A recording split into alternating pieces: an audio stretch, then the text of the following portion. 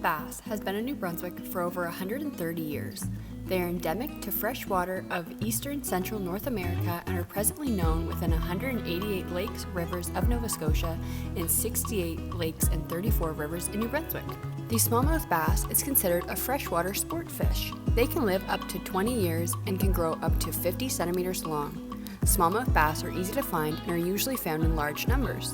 They are aggressive top predator fish and love to eat insects, minnows, and frogs. They can be invasive when introduced to new lakes and rivers.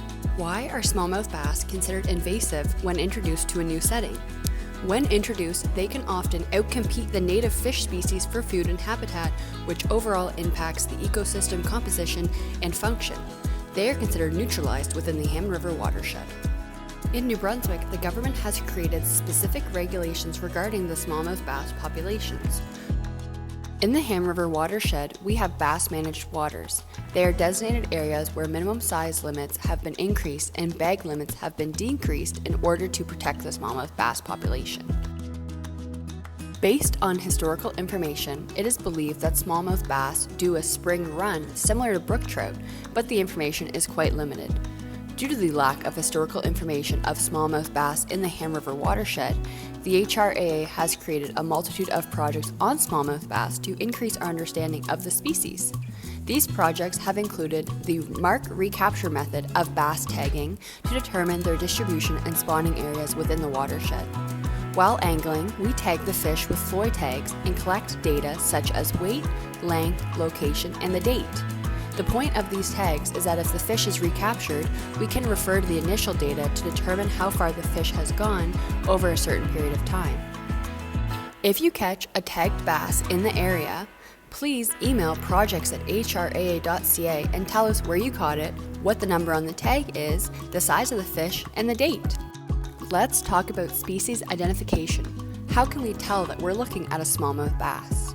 Smallmouth bass are greenish-brown with dark brown vertical stripes, and they have a white belly.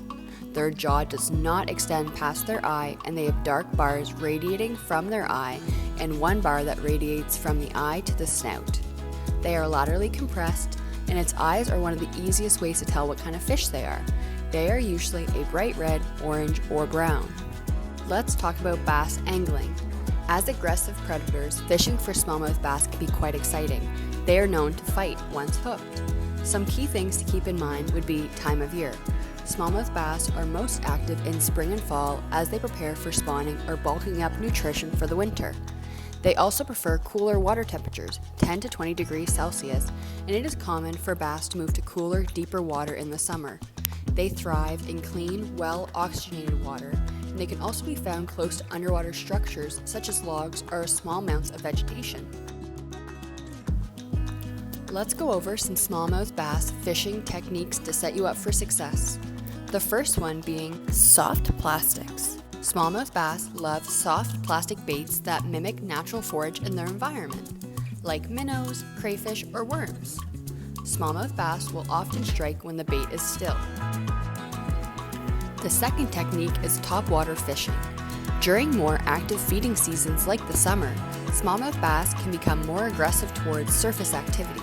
During these times, the best baits would include popper lures, walking baits, or buzz baits. The third technique involves using crankbaits or rip baits. Crankbaits mimic bait fish and can be an excellent way to target aggressive smallmouths that are feeding in open water.